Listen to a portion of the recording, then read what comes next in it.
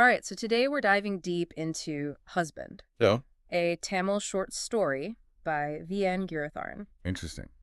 And this story, well, it really explores these anxieties around trust and suspicion in a relationship. But it's also set against the backdrop of immigrant life in Toronto, which adds this whole other layer. Oh, for sure. So at the center of it all, we have Sabathi. Okay. And he starts doubting his wife, Banamathi, after overhearing a conversation, about these immigration agents. Oh, wow. That's tricky. Yeah, and what makes this story so powerful, I think, is how Giritharan takes this very specific situation Yeah. and uses it to tap into these universal anxieties that I think we all face at some point. Right. Like everyone has felt that sting of death. Exactly. And the story just throws you right into that messy emotional space. Totally. So we're introduced to Sabathi, and he seems pretty comfortable in Toronto. He's been working at this Greek restaurant for a while, knows his way around. And even though he used to miss India, that homesickness has kind of faded. He's settled in. Yeah, exactly. And on the surface, it seems like he has this great marriage with Banamathi. She's beautiful, works hard at a factory. Nice. Yeah, but then a year into their marriage, Oh, boy. things take a turn. What happens? Well, Sabathi overhears the story Yeah. about an agent who exploited women. Oh, no. Yeah, women who were trying to, immigrate to Canada through Singapore.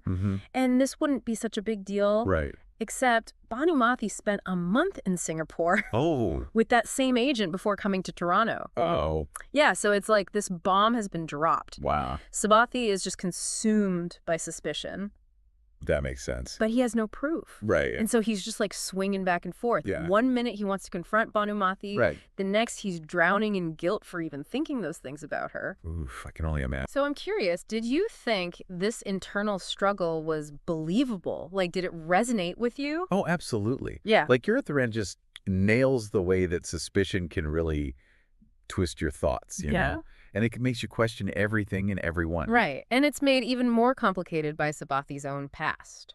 Ooh, what do you mean? Well, before he met Banamathi, he worked on a ship. Okay. And let's just say he wasn't exactly a saint. I see. He had relationships with women from all over the place. So he's got some baggage of his own. Exactly. So now he's wrestling with whether he even has the right to judge Banamathi. It's like he's looking in a mirror and not liking what he sees. Exactly. And this is where another character comes in. Okay. Christina. Tell me about her. Well, she's a waitress at the Greek restaurant where Sabathi works, and she is outspoken, opinionated, Oh, I like her already. and especially critical of Indian men.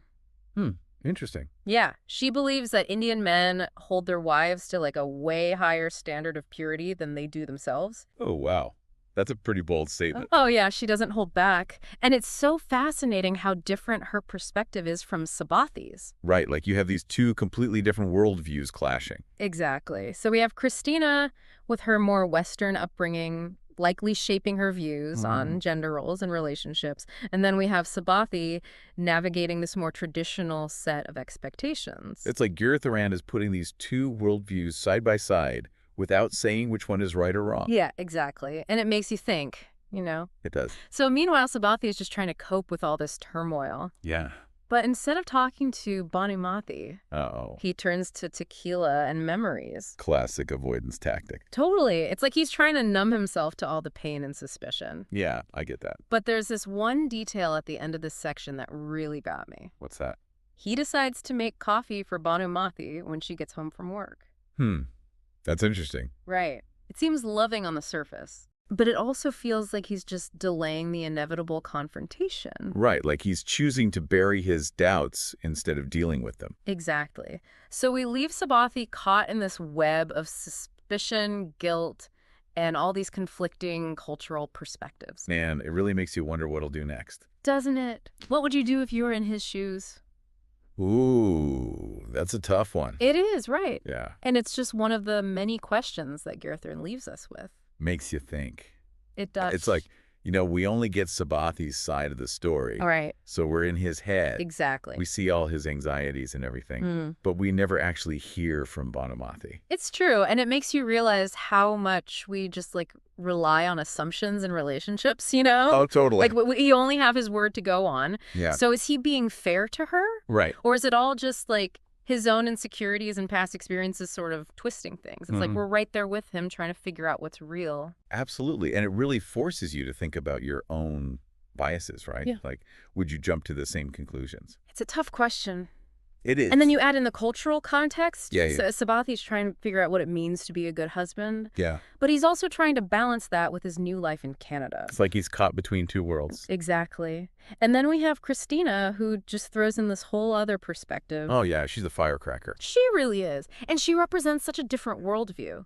Like, she challenges Sabathi's ideas about, gender roles and relationships. Right. And I love how their conversations are like these mini culture clashes. Oh, they're great. They bring up these like uncomfortable truths about double standards and stuff. Yeah, and I think those clashes are so important to what Giritharan is trying to say. Oh, for sure. Like, he's highlighting how we need to, understand and respect different viewpoints, even if they make us uncomfortable.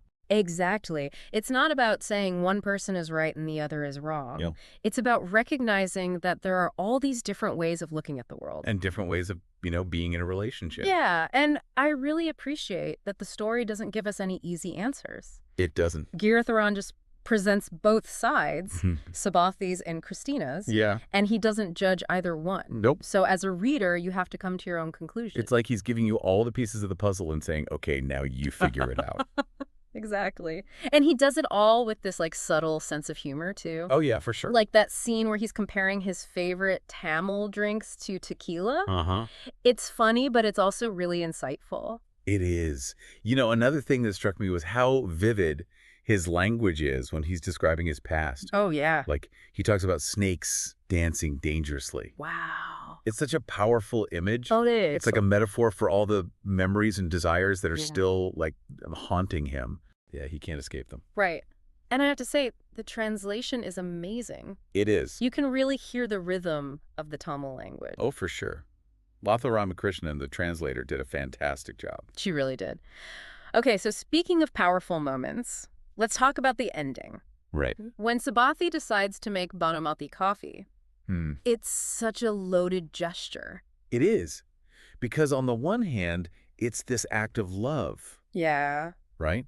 But it also feels like he's just avoiding the real issue. It's like a temporary fix, but is it really going to help in the long run? Probably not. I mean, it makes you wonder what's going to happen next. It does. Will he ever actually confront her? Right. And will this decision just make things worse down the line? Giritharan leaves us hanging, which I think is brilliant. It is. It's like he's inviting us to imagine what happens next. Exactly. Yeah. So what do you think? Will Sabathi actually talk to Banumati about his suspicions? It's tough to say. It is. But I think this story is a reminder that communication is just so crucial in any relationship, especially when you're dealing with doubt and insecurity like this. You have to talk it out, otherwise. Otherwise, it can just eat away at you. Exactly. Yeah, it's like this warning, Like, bottling things up might seem easier in the moment. Right. But it can just blow up later. Oh, absolutely. And it's not just in romantic relationships either. That's true. Like, think about your family, your friends, even people you work with. Communication is key. Yeah, it's how you build trust. Exactly. And without it, well, things just fester. Resentment builds, and it's just not good. Not good at all. And I know those conversations can be tough. Oh, tell me about it. But this story really highlights how important it is to at least try, Yeah, and to remember that. Like, what's easy for one person to say could mean something totally different to someone else, especially when you factor in culture. Oh, for sure. It's like Sabathi. He's stuck between these two worlds, trying to figure out how to balance his traditional upbringing with his new life in Canada. And the expectations that come with that. Exactly. And what makes this story so powerful is that it doesn't offer any simple solutions. It really doesn't. So we're left wondering, like, what happens to Sabathi? Right. Can he overcome this internal struggle? And what about his relationship with Banumati? Right. Like, will they even be okay? I think that open ending is what makes this story so brilliant. I agree. It makes you think, It does. It really gets under your skin. So what was it for you? What part of the story really stuck with you? For me, it was how Giritharan captured that, like, almost sneaky way suspicion can just take over. Yeah. It can poison a relationship before you even realize what's happening. It's like a slow burn. Exactly. And it's a good reminder to be aware of those thoughts, those assumptions we make, and to talk to the people we care about, you know? Communication is everything. It really is. So I guess what I'm trying to say is, husband, it's more than just a story. Right. It's a lesson. In trust, in betrayal. In the challenges of navigating different cultures. And in the importance of, really connecting with the people in your life. Yeah, it's about all of that and so much more. So to our listener, as you go about your day, think about Sabathi and ask yourself, what would you do? How would you handle that doubt? And how would you protect the relationships that matter most to you? That's something we all have to think about. It is. So until next time, keep those conversations going, keep exploring those tough questions, and keep diving deep. It's worth it.